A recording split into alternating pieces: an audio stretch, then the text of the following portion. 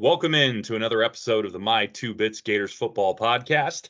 I'm one of your hosts, Ben, joined as always by my partner in crime, Mr. Randy. Randy, how we doing? The weather getting to you tonight, or are we holding in there okay? Nah, man, we're holding, B. Good evening. Good evening. We're holding. Got a little bit of rain, a little bit of wind, some squalls, some gusts. All is well.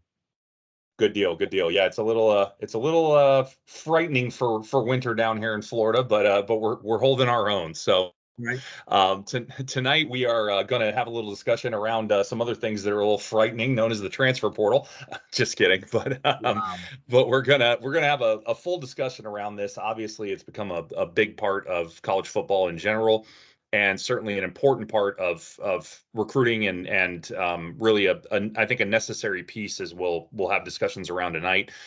So that's going to be the topic of the pod for this evening. And we're really going to kind of get into where Florida stands with that and kind of what things are going on and kind of how we view it as a piece both of recruiting and also as, of course, a place that players are obviously going to go to now, as we've seen going forward. So we're going to discuss some of that as we go through this episode. So as always, we'll kind of walk you through here our mission, our vision, and our agenda for the pod. So our mission, as always, is to provide factual analysis of all things Florida Gator football.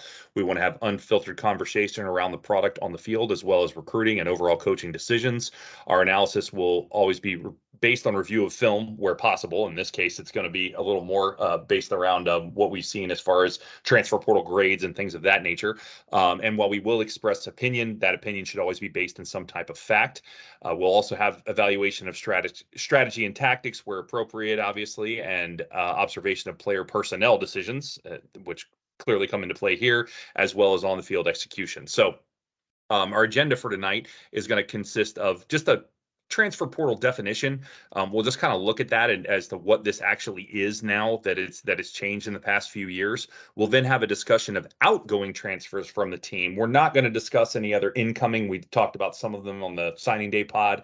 We're going to leave that alone for the time being. We will discuss that when we kind of review where we think the roster is going into next season, which we will do here in an upcoming pod, probably in the next 2 or 3 episodes that we do. One of those next 2 or 3 will contain that, and we'll kind of look at whether or not we think each position group has upgraded or not from last year, and we will incorporate the transfers in with that. But we want to let this period get kind of fully settled. Obviously, players can no longer transfer except from the bowl games that have just completed. Those guys have an extended window, but otherwise the portal has closed for transfers to exit. So for now, we're just kind of waiting on the guys that haven't settled somewhere yet to see if they will end up finding a destination with Florida, obviously, for those that we're still looking at. So we're going to wait for that to settle down before we talk to that. But we will discuss the outgoing transfers from the team.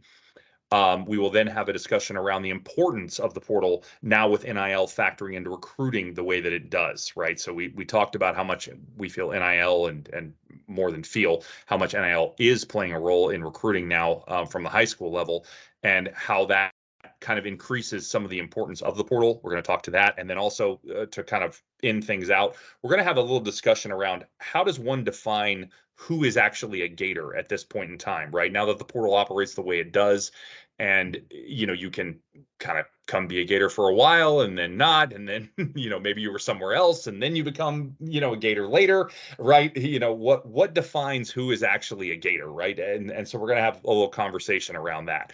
And then we'll close it out with our sign off, of course. So to start things off here, let's define the transfer portal. So the NCAA defines the portal as a private database. Interesting that they call it private because you can find out who's in the portal very easily by searching it, but they define it as private, that contains the names of student athletes in all college sports at the Division 1, 2, and 3 levels. The portal was launched in 2018 as a communication tool to help give athletes more say in the process of switching schools. So the steps here involved are to enter the portal, the athletes notify their school of the intent to transfer, right? They file paperwork. The school's compliance department has 48 hours to put an athlete's name into the portal after that paperwork is filed. Athletes receive an automated email when their information has been entered into the portal, and then the original school later submits an academic and athletic history for those athletes for other schools to obviously have as reference.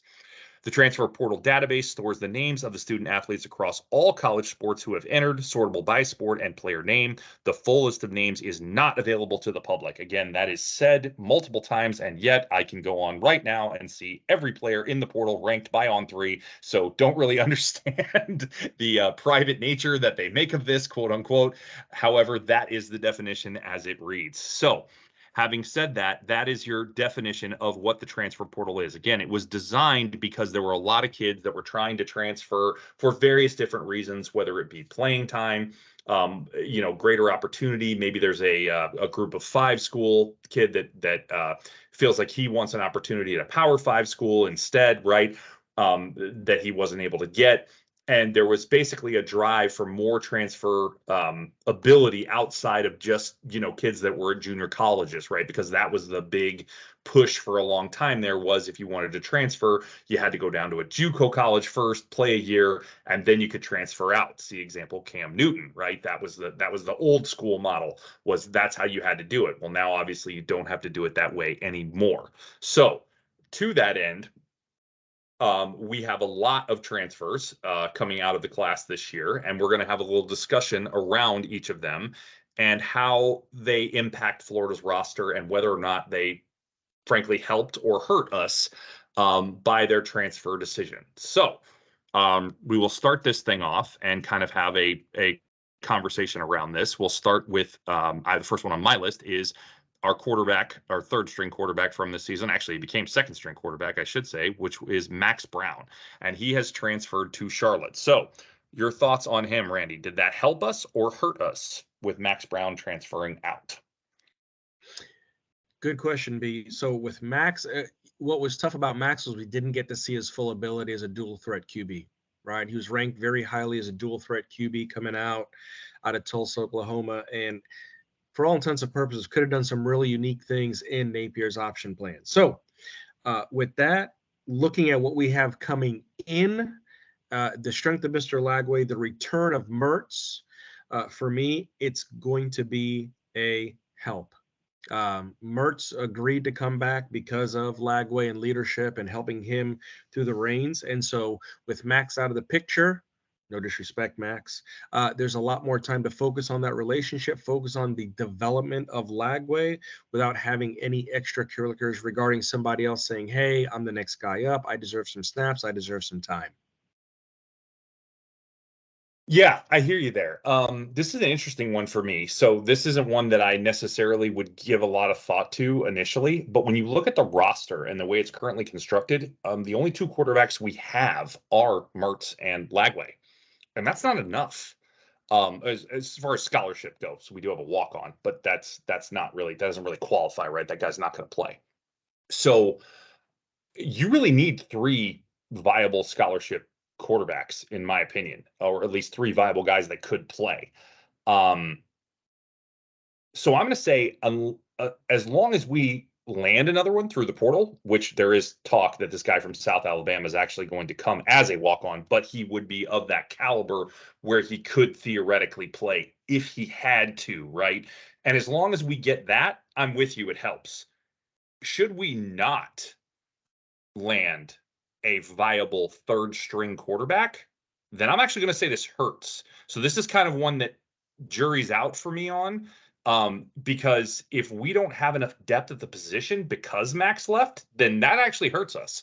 But only in that circumstance. For the record, I don't think that's going to happen. So I'm with you. I think it helps. So I'll lean toward help for now, barring something weird where we don't end up with a third quarterback that's actually viable to play.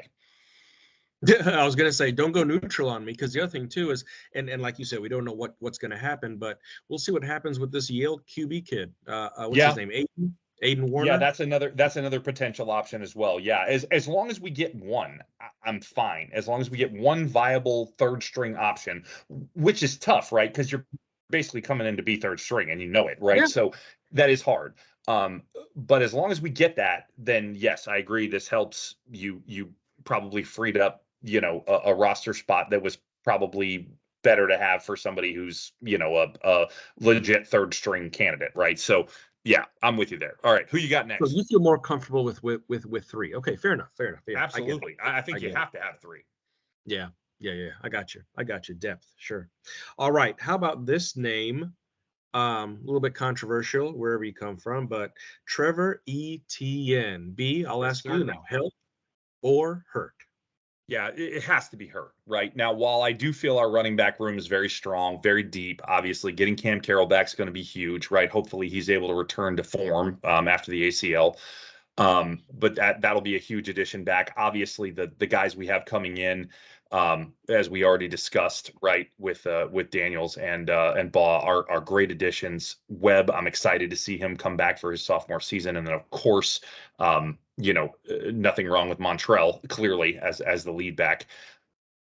The room is deep, but Etienne's playmaker. There's no doubt about it, and this never doesn't hurt. There's no way around it. Um, Especially going to Georgia. We'll have that conversation in a minute. Um, that hurts extra. But at the end of the day, no matter where he went, this hurt, right? It hurts to lose a guy of his talent and ability off your roster. There's just no way around it. Yeah. As much as the hate and the spitefulness wants to come out and say, "Help! Fine, get out of here." No, I am going to say hurt, because here's the thing: when you look at the number of touches he had on the year and what he did, right, just shy of 800 yards. He was top 30 in the nation in rushing yards per carry, right? When you look at all those other things, and more so with him, because obviously we think of Montrell as that bigger back, the ground and pound. Trevor was smaller, finesse and speed. We saw the breakout speed against Tennessee. We saw it a Yeah. couple times this year through a couple different schools, and so he has that ability. And so, outside of that, I would just say, from pure stat perspective, the name perspective, how he carried himself on campus, how he carried himself in the team, that's why I would say it's a hurt. So I'm with you there, buddy. Yeah. I think you have to be. I mean, you're not being honest with yourself if you say that one doesn't hurt. I mean, there's just no way around it as far as hurts the team, right? Whether it hurts us personally or not, that's maybe a different story. But from a team standpoint, that hurts your roster when you lose that kind of talent. There's just no way around it. So, Yep. all right, next on the list, I have your buddy down there, Mr. Caleb Douglas, wide receiver, who is transferring to Texas Tech. This is an interesting one. So this is another one where jury's out a little bit for me. We are not short on depth at wide receiver from like an overall position standpoint, but I'll tell you one thing we are short on, and that's height. No pun intended, right? We're a little short at Wow. wide receiver. And Caleb was not short, right? 6'3", if I remember correctly. He had the ability to go up and get some of those 50-50 balls, right? Really be that kind of jump ball receiver, kind of guy you could throw to in the end zone, right? He had that ability, and we currently do not possess that on the roster. And that hurts. So again, this is one where if we do not have a player that we're able to get through the portal that can replace that particular skill set, and that's really all that we're missing. But if we do not gain that back, then this one becomes a hurt for me. Right now, I'll say it's a help in terms of freeing up the space for some other guys, some younger talent to be able to get on the field and play. That part is fine and that helps. But if we can't replace literally the height that we lose in Caleb, then I think this ends up being a hurt, and that jury's still out. We're in the market for a couple. We'll see what happens. There's one in particular that I'm pretty high on, but I'll it's kind of wait and see mode right now. It's very coin flippy as to where that goes. So we're gonna have to see, man. So yeah, so I'll say help tentatively for now, but it could be a hurt. Man, so I view this completely oppositely. I would say it's a help all the way. No disrespect to Really? Caleb, great kid, great attitude. My son's name, very fond of that name. But outside of that, he went back to be home. He went back to Texas to be home. He's been in Hmm. the system a couple of years. He never fully developed. Now, truth be told, when you look at this year, I thought if he did not get hurt in that Kentucky game, he probably could have had a bigger role this year. Especially with all the attention on Pearsall, and then when he was implemented, as we know from a touch standpoint, we wanted to see more of that. But here's the thing about Caleb: Never was that eliteness that we needed. And when you look at height, we've never really been laden with taller players. I'll still take that speed all day long. And so if we have the speed coming in that we think that we have, that quote unquote track speed coming in, I'm okay with that. And the only example I'll give you is i.e. Tyreek Hill, right? That's it. If we can Yeah, get them in well, space, if they can shake, bake, turn on a dime and do what they need to do to shed, I don't care about the height. Catch the ball, take off, and let's go. I like it. I like the take. That's a great spin and a great way to look at it. We'll see if that proves out. And assuming that, well, I shouldn't say assuming, if we don't get another receiver that does have some height, then we'll see if you're right, because that's currently the state that we're in. So we'll see what happens. Yeah. But I like the take. I like the take. Who you got next? All right, my man. Here is from the old tribe himself, Ty Chikawa Bowman. So help or hurt? Yeah, so this one's a help for me. Saw the field very little, if at all, last year, despite a little bit of preseason hype. Napier had some good things to say about him in camp, and he didn't really see the field. So that was a little perplexing to me, but hey, it is what it is. This is a help. This frees up a roster spot, right? This frees up a scholarship for another receiver, or anybody else for that matter, that we need to give it to. Pretty straightforward. Didn't see much of the field. Didn't make much of an impact. It helps. Help all the way. You said everything I needed to say. You read my mind. Well done. Fair enough. Fair enough. All right. Next on the list, a pretty feel good story, as far as when he was playing here, but nonetheless, it is what it is. Tight end Jonathan Odom to Eastern Michigan, he has announced as his transfer destination. Which some of these, you kind of say and you go, okay, well, that's not a big name school. So you see that and you're like, all right. And that kind of tells you something, right, about the talent level of some of these guys, in all likelihood, if that's some of the schools they ended up at. But nonetheless, help or hurt Jonathan Odom. Again, great kid, great demeanor, good personality, actually pretty funny on camera. A few clips that I saw of him this past fall. Outside of that, help all the way. He had some great moments, and the thing, from a body perspective, great. From a hands perspective, questionable for me. From a speed perspective, a little bit slower than your granddaddy's molasses. So on that basis, I think he's really going to help Eastern Michigan. He's going to be a great threat up there, but down here, SEC, from what a tight end needs to be, and of course we were spoiled with Mr. Pitts. Again, all the best to you, Jonathan. No disrespect, but that's going to help us. Yep, right there with you. We have a decently talented tight end room that's going to get more talented as Amir comes in. Actually, hearing some rumors that we might even be looking for another tight end in the portal. Yeah. This is a help all the way. I mean, again, definitely had some impact on the field early in the season, but that waned as the year went on, and Arliss got more involved, right? And you saw that clearly there's a talent gap there, and I think the speed factor, as you mentioned, is just too much to overcome there. Just not the level of speed you need for that position in the SEC if you're going to be effective. So all the best, good kid, like you said. No ill will, but that helps. So who you got next? Bingo. All right, my man. Let's look at another tight end. Let's stay with tight ends here. Andrew Savinea going to Nevada. What do you think? Help or hurt? Definitely help. Again, tight end room is fairly full. At least from a depth standpoint, we're okay there, certainly. And I think the talent in the room exceeds what Mr. Savina or Savinea, however you pronounce it, Bless you. Yeah. currently possesses. Again, no disrespect intended. It's just there's a certain level that you need to have, again, to play, and I don't think he was quite up to that task. And again, it's no disrespect. Wish him well at Nevada. It helps. Yeah, echo 100% help. The only thing it hurts, again, these are some quality kids, some good personalities, but outside of that, from a pure football standpoint, roster standpoint, skill standpoint, position standpoint, help all the way. Yep, agreed.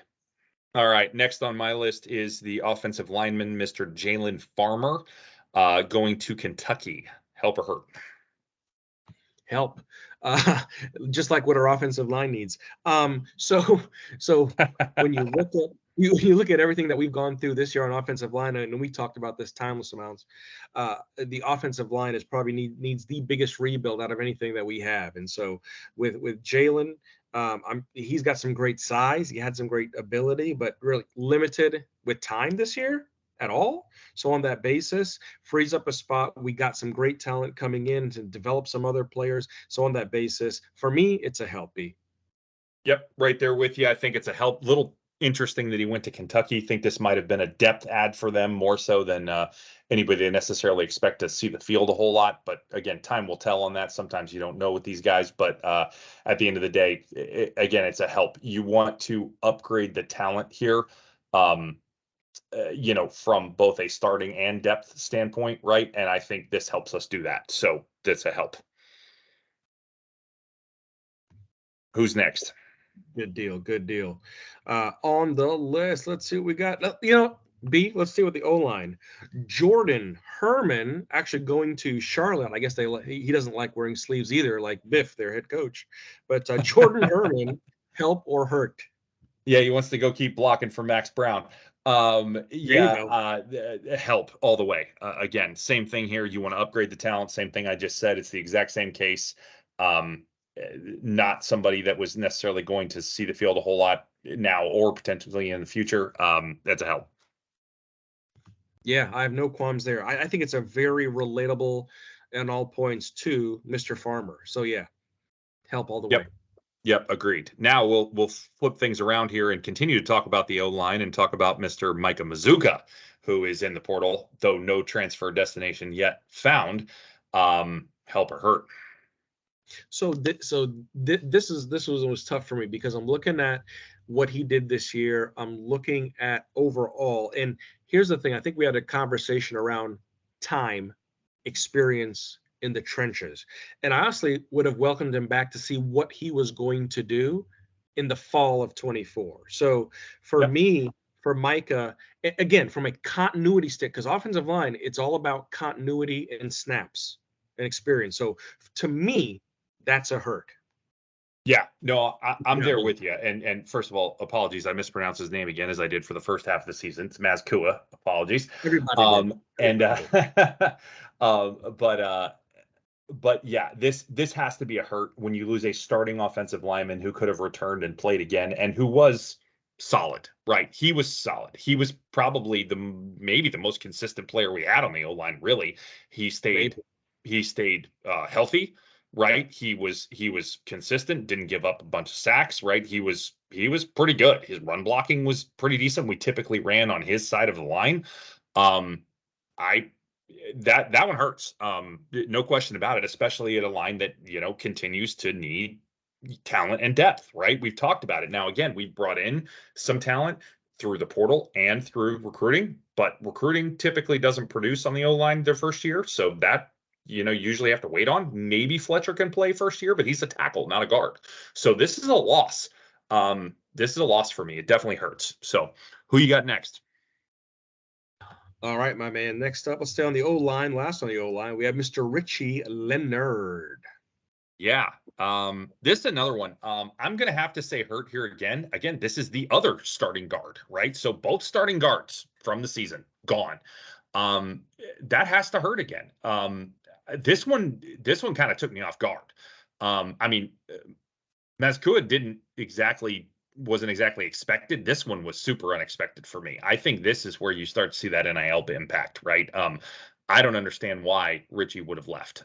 Very confusing to me. Been a 4-year player, been there his whole career, started this year all year long, has seen plenty of field time, just head scratcher, right? This is the one that makes you think if it weren't for NIL that he wouldn't be going anywhere. But again, we can't know that, but why else would he leave, right? It's one of those things where when you can't figure it out, it's usually the answer, right? That's because what else makes sense, right? So, yeah, so I'm gonna have to go hurt here again. I don't think this hurts as badly. I don't think he was as good as Mazkua was, but he was decent. And again, losing decent pieces of an offensive line that was already rough, that's not great. That's not great. So I think this has to hurt. Yeah, what was interesting for me was seeing how many snaps he had.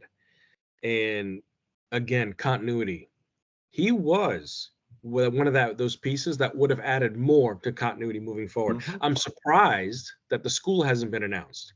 The other thing that I thought about was, okay, NIL, okay, for Richie, he's doing this a while. He's got size, he's got some abilities, but was he just fed up of the past 2 seasons and what happened and how the offensive line was just massively criticized?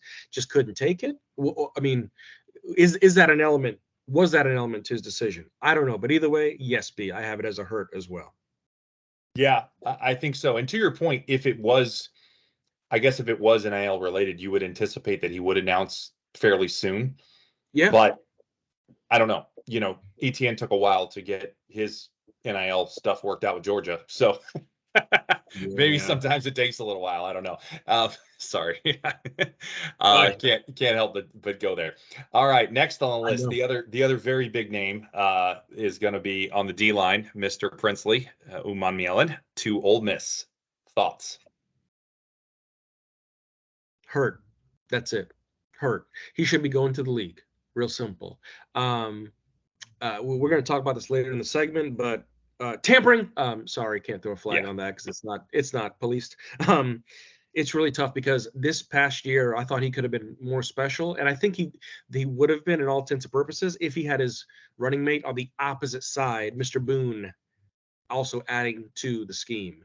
So it's tough. I felt like he had a good season. Yes, I felt like you know what I wish we would have used him differently up front. I wish we didn't see him drop back as much. But either way, because of the type of person he is, because of the side, because of what he was growing into, the player he was growing into, coming into himself and his speed and his size and his technique, loss. Bottom line, it's a hurt. So this is a hard one for me. I'm going to agree with you and say hurt because anytime you lose a talent like him, it has to hurt your roster. It's a similar thing to ETN.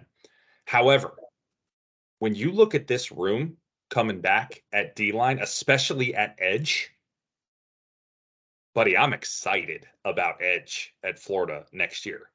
We've got 5 viable edge rushers. 5. This year we had, 1. Maybe you could argue 2 to 3 with Searcy and Collins, but not really because they were freshmen and they weren't just ready yet. Those guys count next year for damn sure, but they didn't really count this year. They weren't there yet. They're not developed yet. They didn't have enough time yet. They're too young, too not strong enough yet. Man, we are stacked at edge next year. If you were worried about pass rush at Florida, I think those worries are going to get rectified next season. I would be shocked if they didn't. We are loaded at edge. So I'm going to say hurt because it's still talent that we lost. But to your point, he was going to go to the league. So we thought we were losing him anyway. So this is one of those where it's like, yeah, it hurts the roster, but it doesn't hurt me personally because I didn't expect him to stay. So it's kind of one of these where I'm like, yeah, I'm kind of ambivalent. Like it's another example, in my opinion, again, of NIL, though his comments didn't indicate that. He did a big interview. His comments didn't indicate that. Okay. How much of that is solely based in fact? I don't know. He said all the right things in the interview to justify his decision. I felt like most of what he said was honest. I just feel like maybe there were some things left out. But again, I can't know that. That's obviously an inference and an opinion, and I can't back that up, so I'll leave it out. But yeah, I don't know. At the end of the day, it has to hurt your roster when you lose talent that is as good as Princely. So again, wish him well. I would have wished him more well in the league because I think that's where he should have gone. But hey, his choice, right? So is what it is. All right, on to the next. Another D lineman, Mr. Chris McClellan to Mizzou. So as much as I want to say hurt, I am going to say help. And so for me, my reasons are, other than outside of continuity, outside of familiarity with the system, I want to see big change up on that D line. And in addition to that, because of the talent that we have coming in and because of everything else that we've been developing, portal that's going to come over. For me, McClellan, Missouri hurts more than the fact that he's leaving, but he just never, for me, never developed into what I thought he could be on that line. And so for me, I'm going to say help because it frees up a spot to bring in someone younger, hungrier, and we can work on some of the other techniques and things like that through coaching. But for me, it's going to be a help on McClellan. What do you got, B? Really tough one here for me. Guy popped his freshman year on film. Really popped. Really looked good. Did not pop near as much this past season. Had some plays, but was not the same explosive force on the interior of the D line. I'm still going to go hurt because, from a standpoint of the interior defensive line, we do not have the depth that I would like us to have there. I like the Slackman addition. We already talked about it. I think that's terrific. Obviously, Caleb Banks coming back really helps. However, we are still not as deep at interior defensive line as I would like us to be. It's not like edge, right? Edge, we're great. I love where we are. Interior defensive line, not so much. We lack depth there. I would have really liked to have McClellan back for that reason, even if he is not as good as we wanted him to be. It still would have been a nice depth piece to have. So I have to say hurt. Gotcha. Okay. Who you got next? All right. Let's stay defensive line. Let's go, Mr. Will Norman. Yeah. So this is another interior D-line piece, right? That had potentially some potential, but hadn't yet really seen the field, hadn't played a lot.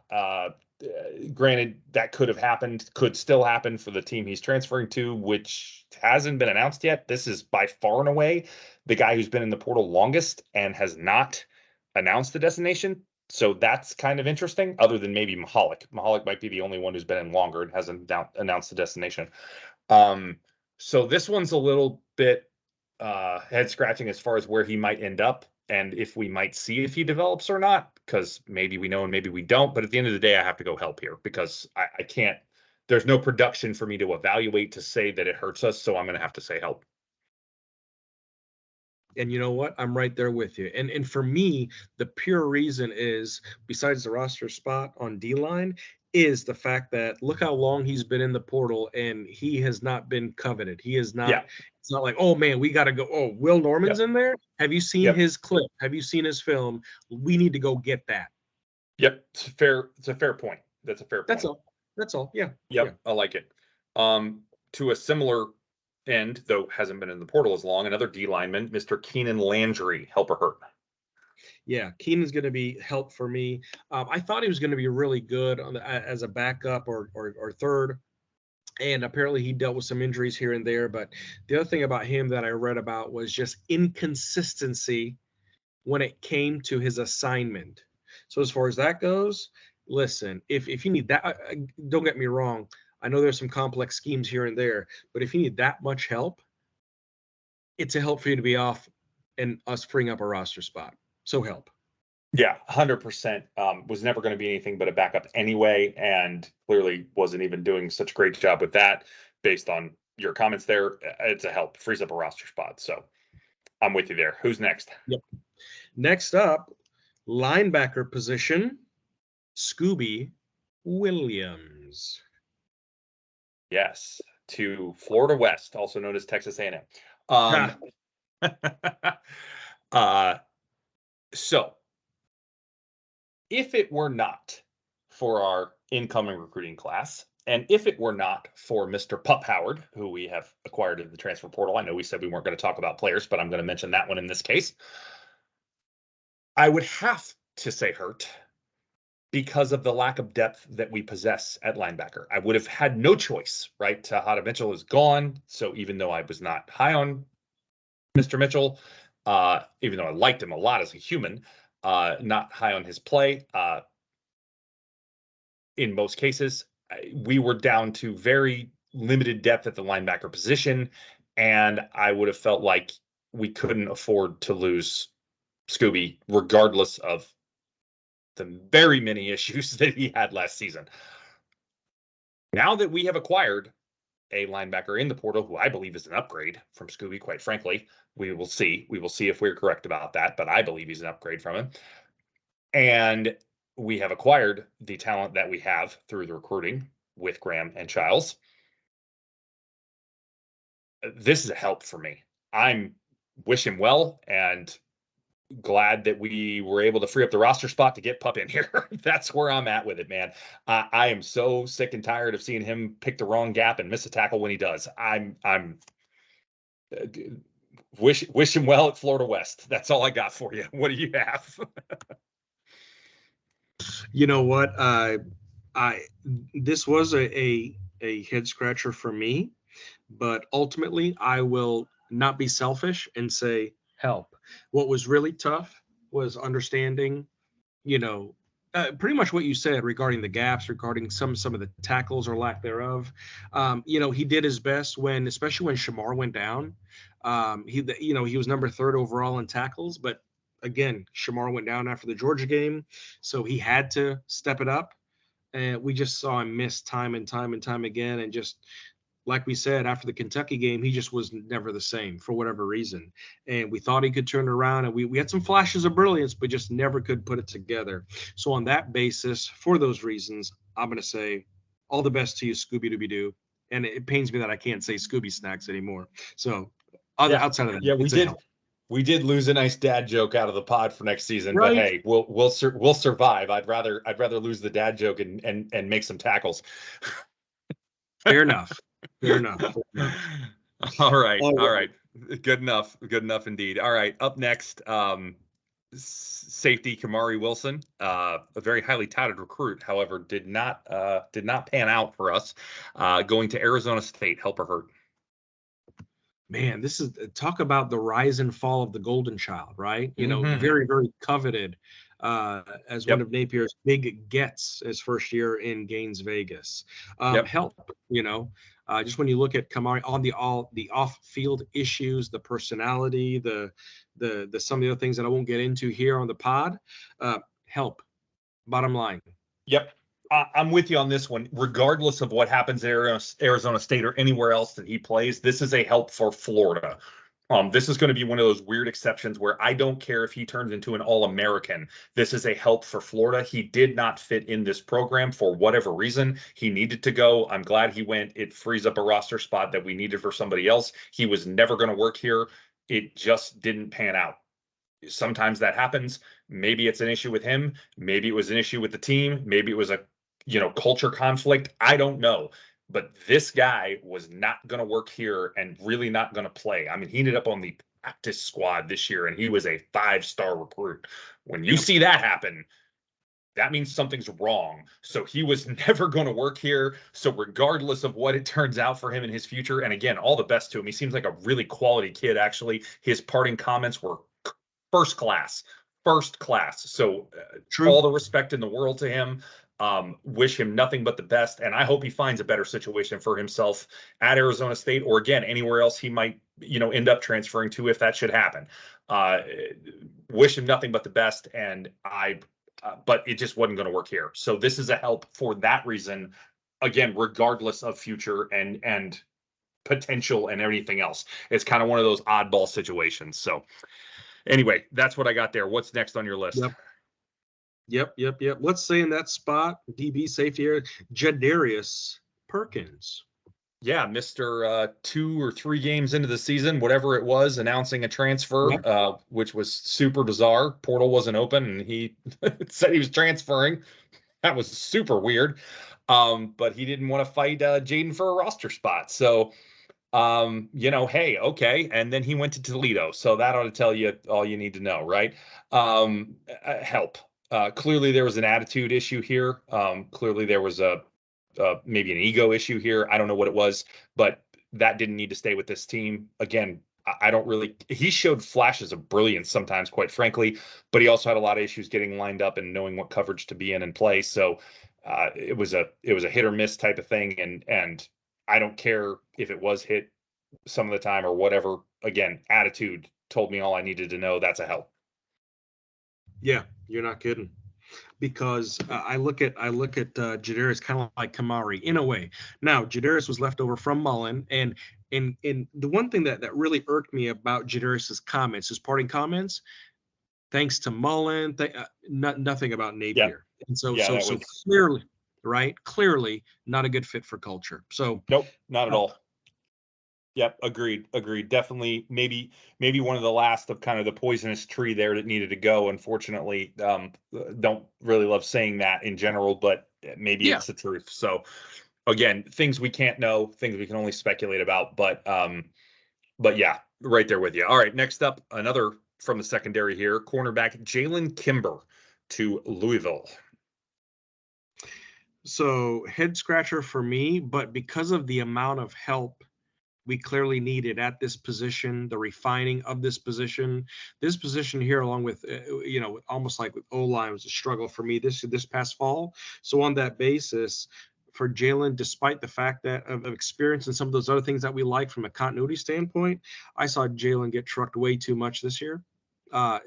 Really, really bad. Had me in some nightmare situations. So I'm going to say help for me.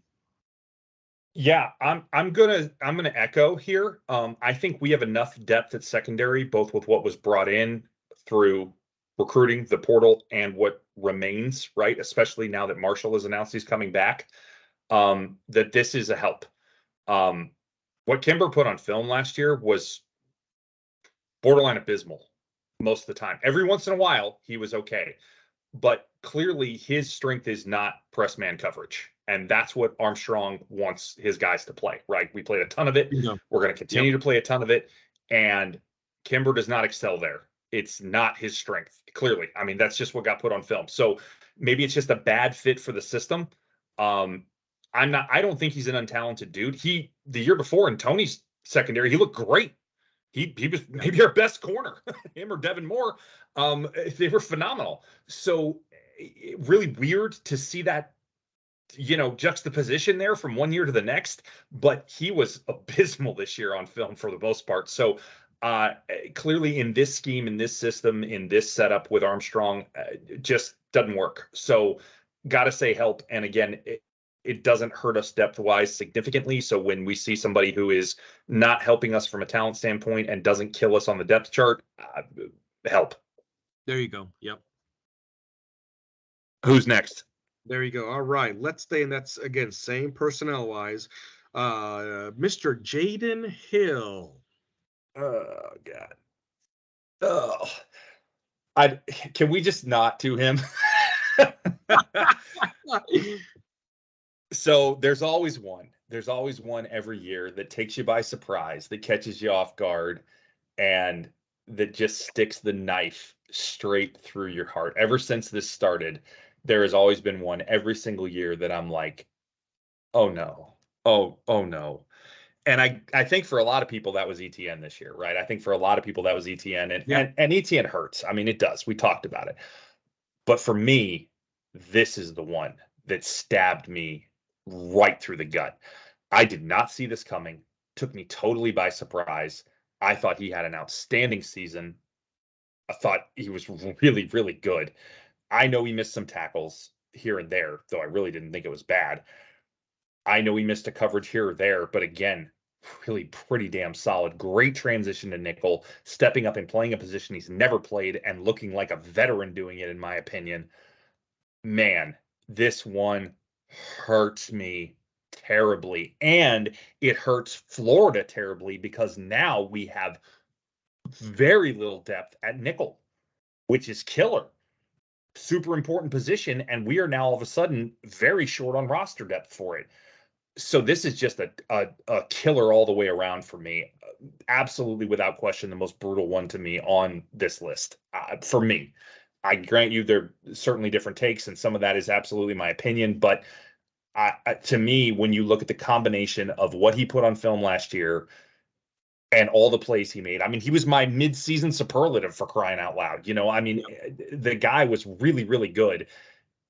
And it kills us at nickel depth. I'm not saying we can't replace it, but man, we're going to have guys step up. I don't know if, again, a transfer here is, that we just brought in over this past weekend might help us, or, if Sharif is going to end up being the starter there. It's not that we have no one, but it kills us depth wise. It just kills us depth wise. This is a killer. So where are you at with it? I'm not hurt as much as you are because I know how much you Yeah. enjoyed him. Yeah. But it's still a hurt. I mean, top 4 in the team in tackling, right? Yeah. 25 solo tackles, 14 assisted tackles, right? 40 tackles all in total for the year, 2 sacks,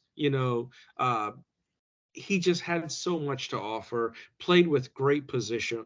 He also played with a lot of good speed. His closing speed got so much better Yeah. this year. And to see that when we talk about continuity, when we talk about wanting to see that again in double A system, yeah, I'll echo that. Definitely hurt, B. Definitely hurt.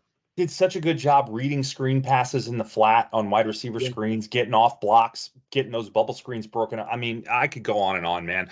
That hurts. That just hurts. All right, moving on. Next Agreed. up, still in the secondary, last one in the secondary, safety, Miguel Mitchell. Help or hurt? Help. Again, I think this is one of those things where uh, I hate seeing this position get trucked. In this position between Mitchell and Kimber got trucked this past year more than I ever remember that position getting trucked. So on that basis, I think it's a help. Frees up a spot. We need better in there. And again, some people might say, well, he had another year to help and develop and this, that. I tell you what, maybe it was a size thing, maybe it was a speed thing, but just he did not fit in that position for how I thought it should be played. Yeah, no, I'm right there with you. I thought he was debatably, I can't say the weakest safety on the roster because Moten really underperformed significantly as a Yeah, transfer there, but he was the next weakest. By the end of the year, it was 2 freshmen playing back there the bulk of the time, right? It was Thornton and Castell that were playing most of the snaps. yeah, That should tell you all you need to know. When you have true freshmen playing safety, that ought to tell you all you need to know. Definitely a help. No questions asked. Again, wish him well, but I don't think talented enough to play in the SEC. Not big enough, not strong enough, not talented enough. It just is what it is. So no hard feelings, but wish him well, and it helps. It helps the roster. So yep. who's the And then who's the final name there, bud? the final name outside of Keonta Goodwin, which I guess he went into he departed from the team way back in July, but Right. kicker Adam Mahalik. Yeah. Clearly helps, frees up a special team spot, right? Clearly not our future kicker in any shape, manner, or form. We figured that out very early in the season. Trey came in, did a terrific job. Can't wait to get him back for another year. Yeah, again, wish him well, but not a high level Division 1 kicker, just not. So helps. You know what? This was tough for me. Yes, it is a help. Yes, it frees up a spot. Yeah, we can bring a transfer in. Got a couple of walk-ons, right? Trey, of course, is going to come back in 24. He's going to smack crap out the ball, and his percentage is going to be north of 85%. Okay, but Adam, I tell you what, the one of the main things that he did, he kept our national scoring streak alive in the bowl game last year against Oklahoma State or Oregon State. Sorry. Yep. So he kept it alive with that last minute field goal, and kudos to him for that. But outside of that, and having a really good ink on the leg, you know, it's a help. Sorry. Yeah. Out. Yeah. No, again, appreciate him for that. No question about it. But yeah, it has to help more than it hurts for losing the guy that kept that streak alive. So Yeah. um so that's it. That's your list. So I think the good news there is if you go back and look, and I wasn't keeping track, I didn't write it down, but it seems like we said help more than we said hurt. And I think that's a good thing. Right. So when you look, this is a long list, right? 21's a lot of players. It's a high number, certainly. But I, if more helped than hurt, that's a good thing. right? Because it does free up roster spots for, again, incoming scholarship players, other transfer guys that we can pick up as we already have. Um, you know, at the end of the day, it's not a bad thing in a lot of cases, and that's why this is somewhat important now as a piece of this. So, one thing I do want to discuss before we move on to how the portal looks now and how it's different in the current day of NIL recruiting is, does it matter where any of these players went or where they might go? I guess we won't have to talk about might go because obviously we don't know in those cases, but where some of these guys signed, does that matter? Does it make a difference that Etienne went to Georgia? Does it make a difference that, Princely went to Ole Miss? Does it make a difference, as you mentioned, that McClellan went to Missouri? Teams that we know well and will play next season and will face these guys. Does it make a difference that Scooby and Hill went to Florida West? I'm going to call them that for the rest of the year, by the way. They took all our players, they took all our coaches. I'm going to call them that. So, which good luck to them with that, because we weren't exactly the most talented squad. But hey, if it works for you, Hey, one man's trash. I guess we'll see. But does it matter? And if so, where and how? Your thoughts? Yeah. For the record, we had 15 help, 6 hurt, and out of all of those, we disagreed on 3 of them. So, food for thought. Interesting. Interesting. Wow. I love Yeah. that you could keep the record of that. That's awesome. Yeah. 15 help. Really. That's more than I thought. Wow. That's wow. Okay. Yeah, coming into this I thought we were going to be about 50-50, about, 10-11, split kind of that way, Huh. but Interesting. no, Okay. All right. Good more to know. help than more help than hurt. Um, Okay. Here's the thing. 2024 is going to be interesting because of the quote unquote new SEC, right? But outside of that, when you look at the schedule, um, Florida, Georgia is Florida, Georgia. So where if the rumors are true, well, it depends on which rumor you listen to, right? If Big Bro said to Little Bro, "Hey, Little Bro, not sure how much time you're going to have in the league. Get your money while you can get your money. Get it while it's good." Okay. Yep. Is it playing time? Let's be honest. Trevor, for his third fall at UF, was going to be a featured back. Period. Because especially with the season he just had. So Yep. that's just a sting. Here's the thing: to go to a rival, it's almost like going to a Georgia or an FSU is just like, really, after you just wore orange and blue for more than 2 years, a substantial amount of time. So anyways, that what it is. So that one's going to be a tough one. Yeah, you're going to Charlotte, going to go over there with Biff and go sleeveless. Fine, no problem. Eastern Michigan, Texas Tech, no problem. Kentucky, that's fine. Whatever, enjoy it. But Princely at Ole Miss, we play Ole Miss next fall or this fall Yeah. coming, right? Missouri's.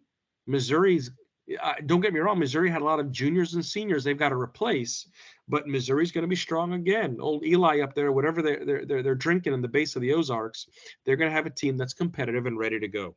So from that perspective of a Georgia, of an Ole Miss, of a Missouri, Florida West, love it, of a Florida West, and sure, Florida. I mean, look at Texas A&M right now and what they just had to go the overhaul that they've had to have with Jimbo Yep. Fisher, and then Mike Elko. No disrespect to him, sounds like a great guy. Had a little bit of success at Duke. Could have upset FSU at FSU, but that fell apart because their star QB Riley Leonard twisted his ankle, couldn't finish the game. That is what it is.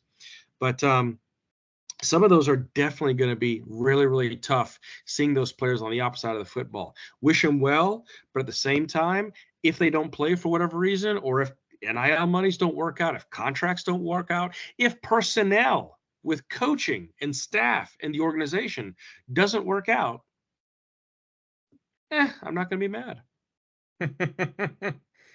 Sorry. So to answer the root question, does it matter where? Yes. Okay. All right. I think my answer is yes too, again, in certain cases.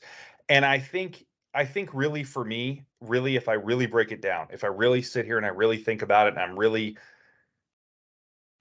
worried about it, the only one that really matters where they went is Trevor. Sure. He's actually the only one. if I'm really going to be honest.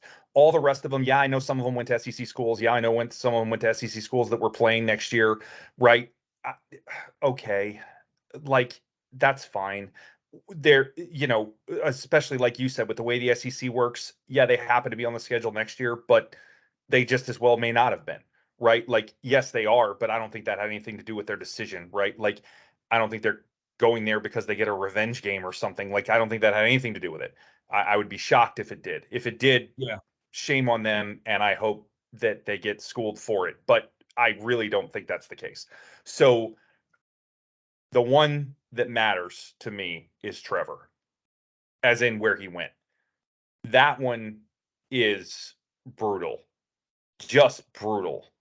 Um, literally, top two rival, right? I mean, it's them or FSU that is Yep. the considered the biggest rival, right?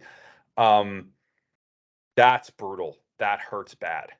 The only thing that would have upset me more would have been FSU. Um, that Yeah. is that is pretty terrible and pretty hard to swallow.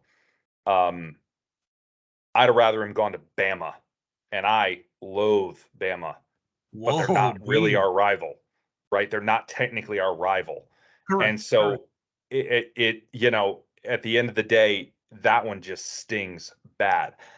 I will say right now, I hope that he does not have a good game against us when we play them.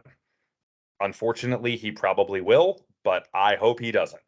I hope that defense does come to play the way I think they can next year and we shut him down. Hmm. That's what I'll Hmm. be rooting for. Sorry, it is what it is. Sorry, not sorry, quite frankly. So, yeah, that one matters to me. The rest of them, no, it doesn't really matter. They're no longer with us. Again, for whatever the reason, for whatever the motivation, whether it's NIL or something else, uh, I don't really care where they've gone for the most part. But that one's going to stick in the craw, and I hope it sticks in the craw of some of the guys at Florida. Quite frankly, Oh, it's got to, because it's not for I would quality I of would think education. so. I would think so. So, all right, with that, let's move it along. Next topic here. Come on. Importance of the portal now that NIL factors into recruiting the way that it does. So, what do we mean by that, right? Well, we've talked about a lot with the last pod about how much NIL played a factor in recruiting, right? It just did, period. Right? And for the record, obviously it factors into the portal as well. There's no question. However, um, the way that this works, I think, is really important to discuss. So, let me get your thoughts. I'll open it up to you first. How important is this now, and where does it factor in the grand scheme of things, I guess I'll say? And what's your take on this? Just give me kind of your whole picture of where the portal fits in to college football now, or maybe we'll dial that back. Maybe not college football, but maybe let's look at it from the Gator perspective, right? How does it fit into Florida football now, considering NIL and what we know about how Florida is and isn't going to leverage NIL in recruiting? We got about 4 hours. um, so no, and I say that loosely, just tongue in cheek. We could take 4 hours, but no, we Yeah, we don't. We really have can. about 30 Yeah, minutes. exactly. For me, so you said the transfer portal went live in 2018. Okay, fine. It's supposed to be a In its private in its list. current in its current iteration, yes. Yeah, Technically it yeah, yeah, existed yeah. before that, but it was very limited. That's right, right? Power to the players. Well, not just the game players, but this private list is not so private. 48 hours for the school to post, to report the player going into the portal, fine, all that. NIL, right? It in its inception, like, okay, it's coming in 19 and 20, and COVID delayed, and July 1st at 21 it became a reality, right? And this is what's tough about the portal and NIL. I'm just going to group them together, just for Sure. my clarity and understanding. Yeah, For absolutely. me, this now thins the line between pro sports and college. Really thins the line. When you look at the NCAA's position on NIL, and the deals must be based on a quid pro quo type arrangement. The athletes are going to appear in a commercial or have an endorsement to a product or do a social media deal or a commercial or whatever the case might be. Yep. How are we policing that?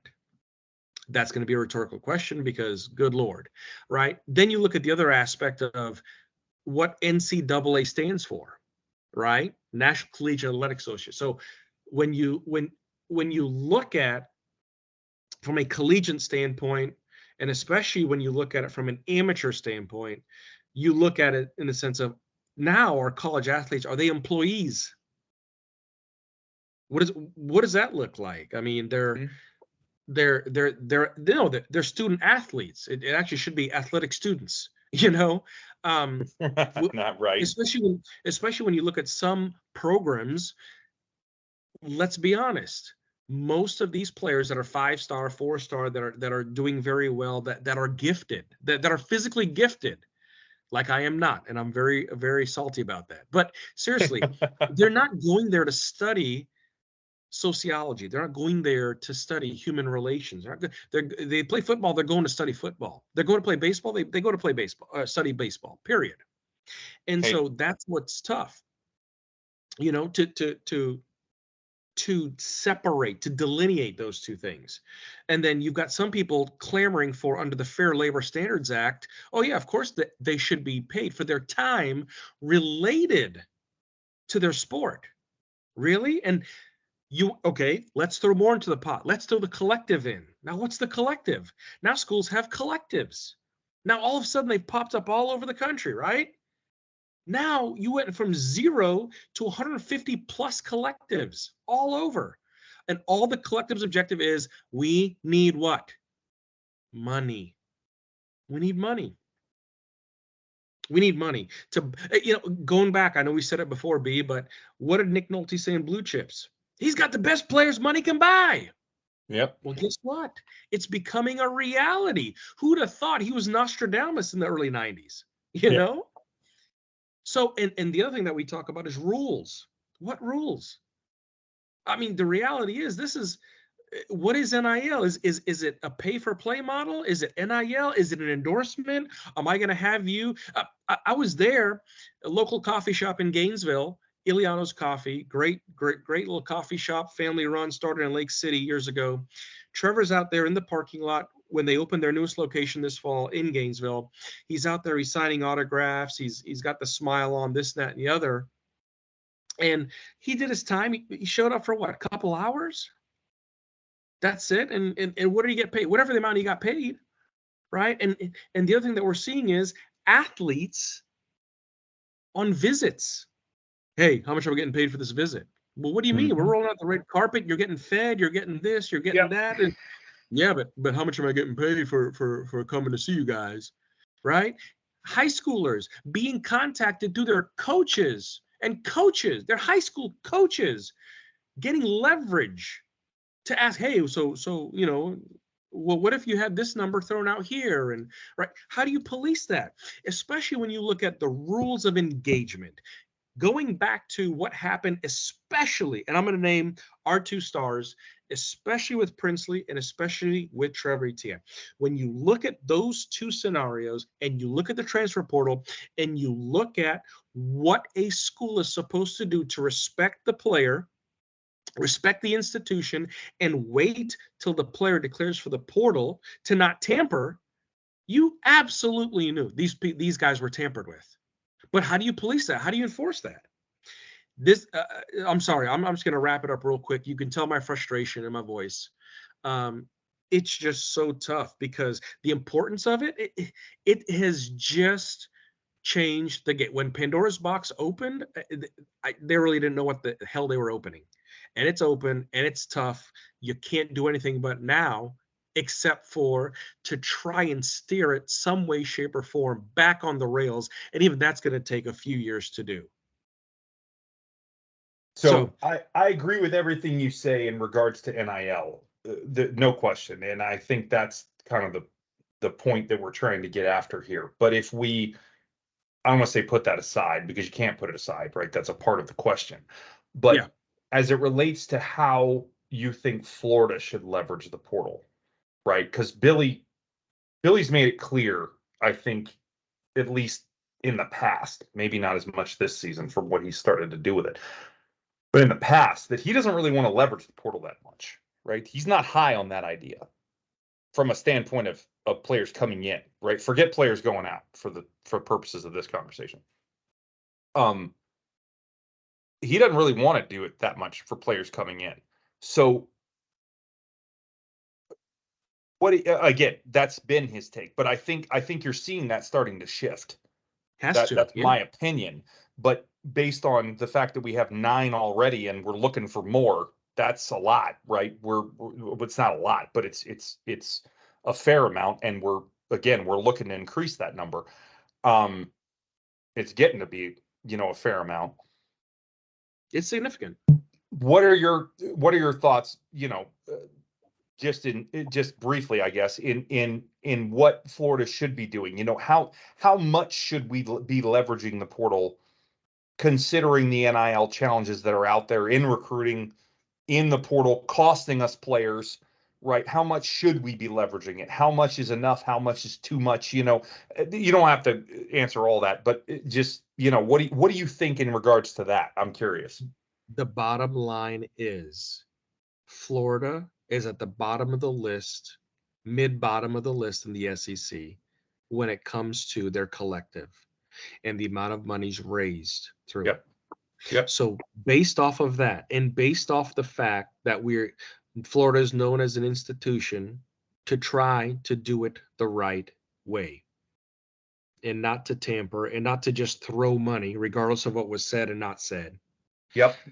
They have to be more, I would say portal heavy, portal friendly. I'll just say portal friendly. Full friendly. I like that. Yes, portal friendly, because here's the thing. If you can't go out and throw the dollars and get the commitments to go that way, we all know how the deal with Rashada worked out years ago, right? It's funny, he's at ASU and a couple other players are going to ASU. Enjoy that. But clearly, if we don't have the capital, yeah, we don't have the capital to put behind it. Okay, fine. We've got to get creative. And if Billy can really put his CEO hat on and build out this staff and build out the system and build out this quote unquote NFL style front office that he wants to, we should have some people with connections, with abilities to go to the portal and go, you know what? Look at this kid here. Look at what we found. Right. And you're able to be strategic and play chess, not just checkers, in the portal and be portal friendly that way. I like it. I like it. So I'm of a similar mind. And I think there is space there for improvement based on what we've seen. Now we've seen some really good additions through the portal, right? Has to stand out, Graham Mertz, right? Ricky's great too, clearly, but Graham has to be the shining star here because of the improvement, right? Ricky Yeah. didn't come here and elevate his game to like levels far above what he was doing. He was already a solid route runner. He was already a solid pass catcher, right? Now, did he elevate his game to a degree? Yeah, absolutely. He's better at Florida than he was at ironically Arizona State. Um, Yep. ironically, but he elevated his game. But was it the monumental turnaround that Graham Mertz saw? No. I don't think we've seen very much that resembled that. And frankly, I think if you look historically at portal quarterbacks that have transferred and had success, their real success has come in year 2. Just food for thought on that. Joe Burrow is a name I'll bring up to you. I'm not saying Graham Mertz is going to be Joe Burrow next year, but it's just an example. Burrow's first year at LSU was good, not great, and then we all know what happened his second year. Just throw that out there. I'm not suggesting that Mertz is going to be Burrow next year. No way, no shape, form, or fashion am I suggesting that. However, Okay, the Bo Nix. understanding and command of the offense in year 2 does tend to be better. My point is we have certainly had portal successes. We have also, however, had a bunch of portal failures. Already mentioned Moton. Named Deuce Spurlock do anything for you? Yeah, that's another Michigan transfer. Ouch. We Yeah, got the guys that Michigan didn't need to win the title, just so we're clear. Um, ouch. yeah, ouch is right. So yeah, those guys did not work out. And there were a couple others. Obviously, the whole Keontae Goodwin thing, but that had nothing to do with his talent. That was a personal situation. I feel bad for the kid. I hope he can find his way back to do whatever he wants to do. Yeah, Um, for sure. uh, and there are some others that have been, kind of hit or miss. George comes to mind, right? Um, very few have been to the level that Mertz has been. Torrance probably, but Torrance was already pretty good when he came in. Obviously, he elevated it to another level at Florida, but he was already pretty solid. That was kind of one of those COVID sneaks, right? One of those guys that went under the radar with recruiting. Anyway, the point that I'm trying to make is I think it's absolutely a necessity. This has become, you related earlier to similarity to pro sports, right? I would do the same. It's Yeah. become the free agency market, right? The portal is now free agency in college, right? For Yep. any of you who watch any pro sports, there's always a free agency market that's out there, right? That's what this is now. This is college free agency is the portal. That's what it is, right? It's pretty straightforward. It's not a difficult concept to make sense. Um, and NIL is still a factor in it, as you mentioned, right? It's clearly a factor. Tampering, right? These things are all happening. Guys going to different schools for bigger deals, better deals, whatever the case might be. That's absolutely a factor, and it plays in. And it's certainly why there are certain recruits that, aren't giving us the time. Judkins out of Ole Miss. Why would you not want to come to Florida when you look at the priority we put on running backs? Why would that not be on your list of places to visit? Mm-hmm. Let me assure you, he is not coming here to visit. Period. Won't happen because we are not making the NIL deal that he wants to see. Let me make that perfectly clear. We will not see him on campus. He will not be coming here. Now, it's interesting that he went to Ohio State because Ohio State is not necessarily doing those things with NIL either. So that one was a little head scratching for me, but I don't think he ends up there. I think he ends up at one of the other places he's going to, regardless. NIL is still clearly a factor, and it's going to continue to be a factor. And depending on the player and what they're after in the portal, whether you're I'll throw a little shade and say whether you're a ETN or whether you're a Joey Slackman, there might be different priorities in the portal. Mm-hmm.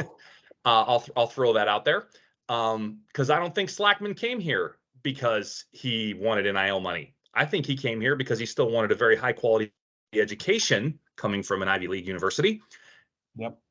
But he wanted to get Power 5 visibility for his football skills to potentially see where that could go in his career development in football. And he could get both at the University of Florida. So that's one that worked out great for us. That was like a slam dunk hit for us, and I love that we got him because the kid looks phenomenal. So that's a great example of where Florida can win, right? But those are few and far between. Let's be honest. Not many kids prioritize that to that level. There are some, but it's not the prevailing thing. So how is it best leveraged, right? How can Florida best leverage this? Well, you have to be careful, right? You have to be careful. You don't want to be the Rams in their Super Bowl run, in my opinion, right? So this is the analogy that I'll make here. So if you think back a couple of years when the Rams went on their Super Bowl run, they had a very talented team. They had a team that had a chance to make a run in the postseason and really give it a go. And what did they do?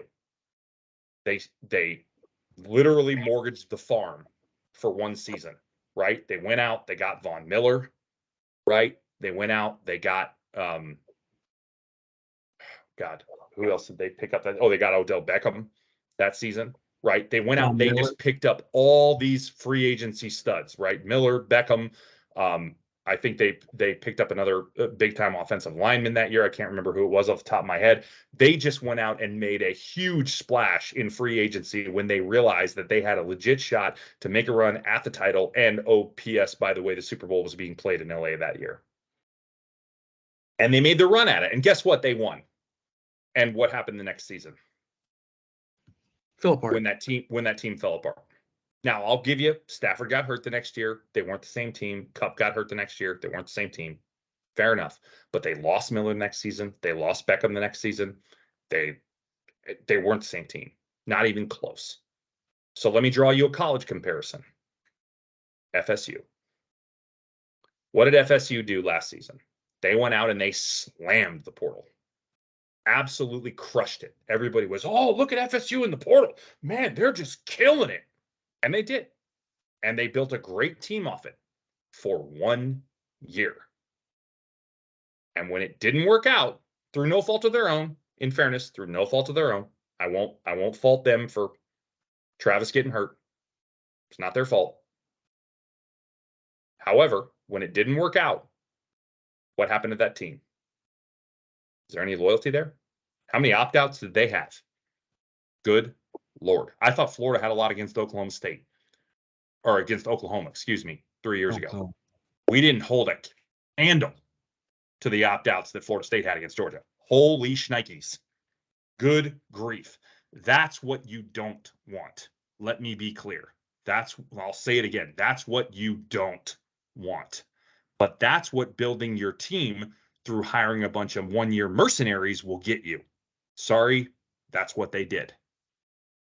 I'm not saying there isn't benefit in growing your team strategically through the portal, growing your class, whether it be with guys with multiple years of eligibility or single years of eligibility, right? We've picked up a handful of guys already this year through the portal. They only have 1 year left, right? Bridges only had 1 year left. Dixon only has 1 year left, right? There's a couple of guys that only have 1 year eligibility left. That's fine. That's fine.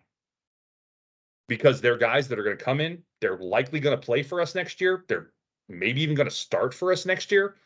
I should say, I'm certain they're going to play. They're likely going to start, and they're going to contribute, and they're going to help this team next year be better. That's what you want. But you don't want to build your core of your roster off it. That's not the goal. So there has to be a balance. You still need to build the foundation of your team through recruiting at the high school level. You can't build it off the transfer portal. Not and be successful in the long term. You just can't. You've got to be strategic. You've got to fit the pieces in where it makes sense, which I think we have this year done a much better job of. Last year, yeah, we did it okay in some places, and we fell very short in others, quite frankly. We fell way short at linebacker last year in the transfer portal. The 2 transfer portal acquisitions we had last year at linebacker, not good enough. This year, we have 1, and I love it. So on paper, I love it. I think it's phenomenal. So that's just one position, granted, but there's a ton of things that so far have really made sense.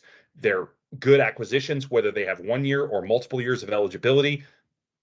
I think it's terrific what Napier is going for and how he is approaching this season.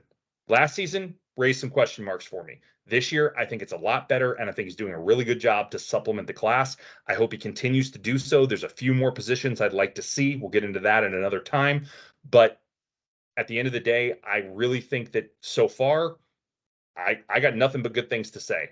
If he rounds this thing out with a couple more solid additions at a few more places, I think it's like an A+ grade from my book.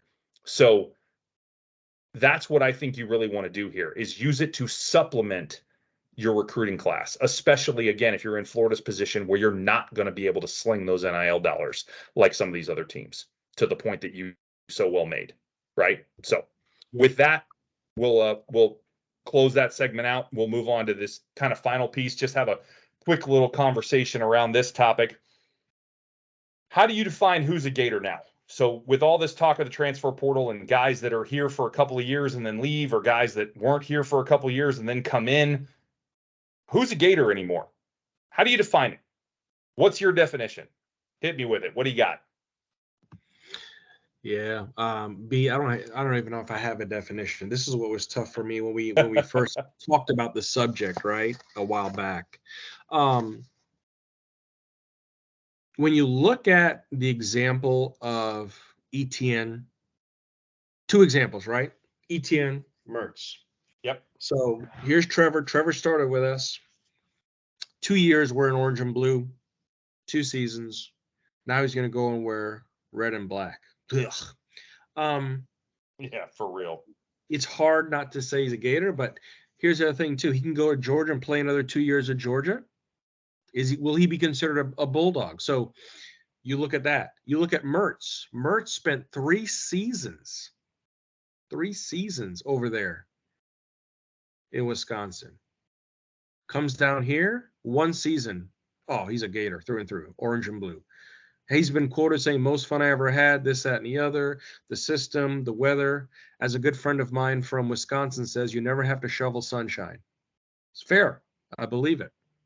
So the other thing that we look at is from a definition standpoint. Okay, so you asked me, how do you define it?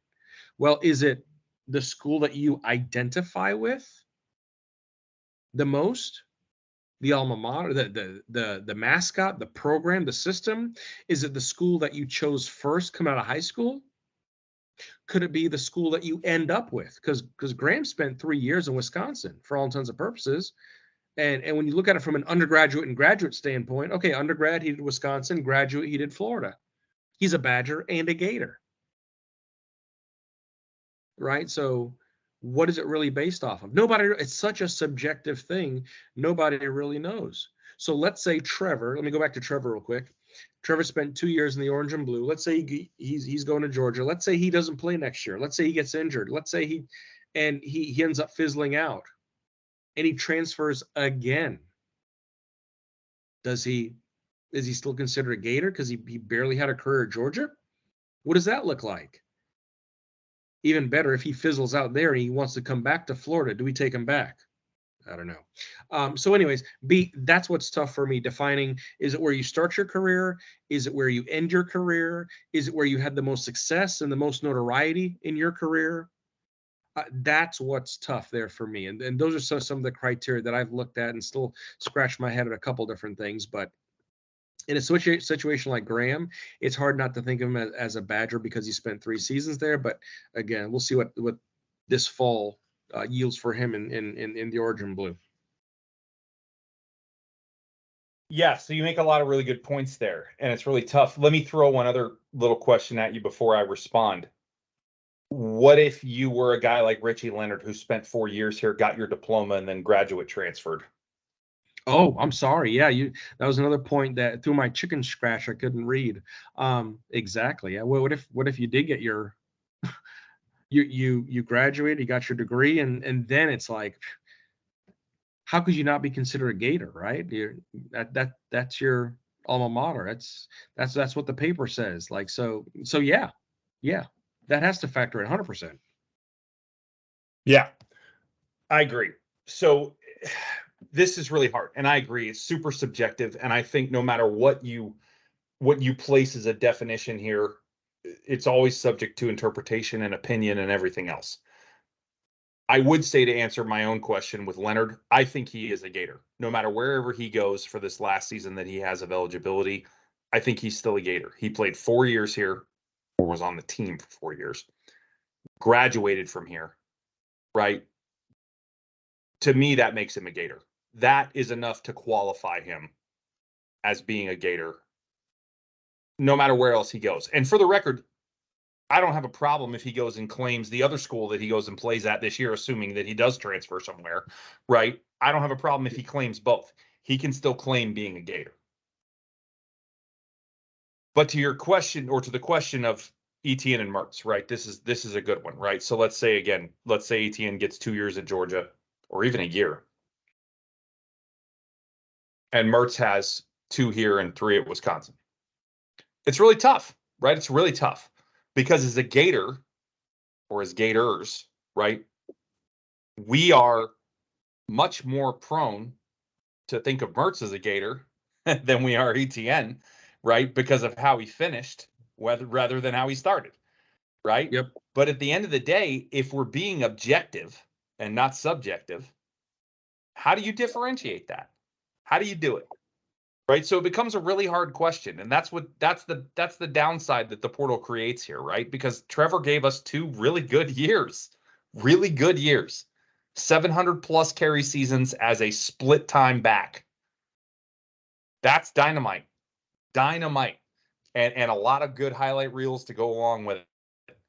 So regardless of what he goes and does from here, you can't discredit the 2 years that he had with us. Because if you did, then you have to discredit anything Mertz does with us for the 2 years he's here. Because otherwise you're using a complete double standard that's totally unfair. So it becomes super hard because I don't want to think of him as a Gator when he's wearing red and black next year. That's the last thing I want to do. Right? We talked about it. We talked about how much it matters that he went there. So it's hard. It's really hard. This makes the portal is making not only the loyalty of players, but I think to a degree the loyalty of fans, not to their school, but the loyalty of fans to players, right? Really difficult. It's really difficult. It's making the fan experience of college football more difficult, which is tough. That's a tough pill to swallow. And that would be my take, is that no matter how you define it, it ain't defined like it used to be. And it's a hell of a lot harder to have your heroes that you used to be able to have for 4 or 5 years, depending on whether or not they redshirted, right?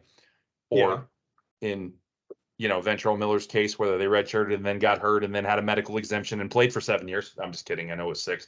But yeah. There you go. It's hard to have those guys anymore because they're going to be so few and far between. They're just going to be so few and far between to have stars that stay. Stars that stay is going to be a commodity that I think is not non-existent, but man, it'll be very prized as we go forward, assuming that all this continues. Now, again, maybe it doesn't continue. We talked about it. Maybe it gets legislated as far as NIL goes. But at the end of the day, even if it does, I think you're still going to see a lot of transfers and a lot of movement, even if it is less than what we're dealing with right now. And that's a tough pill to swallow as a fan that only gets 4 years out of their best guys as it is. And now maybe you get 2. That's tough. Very. So on that fun note, we're going to end this. But no, really enjoyed the discussion around this. I think it's a really important topic. Obviously, it's a big part of college football today, and will be, at least for the foreseeable future. So I think it's important that we have conversations around it and talk about the importance of it and how it factors in. So really enjoyed having the conversation with you, man. and having some discussion around it and how I think we can, benefit from it, but also, some of the perils of it, because it's definitely a dual-edged sword. There's no two ways about it. So, any other thoughts you have before we close this thing out? That's it, man. Enjoy the convo. Really, again, we're not short for content, so that's good. And then just look forward to the next one in a couple of weeks. Yeah, so good point. Very, very valid to bring up. We neglected to do this on the last one, so apologies for that. But we should have another episode here coming out. The plan is to kind of do one every couple of weeks here in the off season.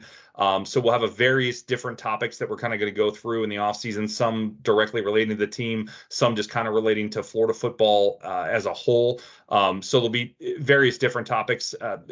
Not 100% decided on what the next one will be, so we won't announce that at this point. But I think some pretty cool content that we've got in store and in mind going forward. So look forward to bringing that to you and continuing to kind of talk through some of the news and events of the off season, but also just some kind of takes on Florida, both from a current standpoint, but maybe also a little bit from a historical one, as well as some of the stuff that we're going to, kind of talk through and how that maybe factors into expectations is kind of a preview of one of the things that we're going to talk about. So at any rate, yes, 2 weeks, actually probably a week and 6 days, because we did record this one on a Tuesday and we usually do on Mondays. So probably look forward to doing that on oh gosh, I don't know the date, but I think it's the 21st, maybe off the top of my head. But regardless, no, it's the 23rd, I think. But anyway, regardless of the date, it'll be 2 weeks from yesterday, whatever that date is. I'm not looking at a calendar, so don't hold me to it. But but 23rd looks good. we'll have you we'll have another one for you then, and we look forward to talking with you at that point. But until then, wherever you are and whenever you may be listening, thank you for taking the time, and we'll see you around, Gator Nation.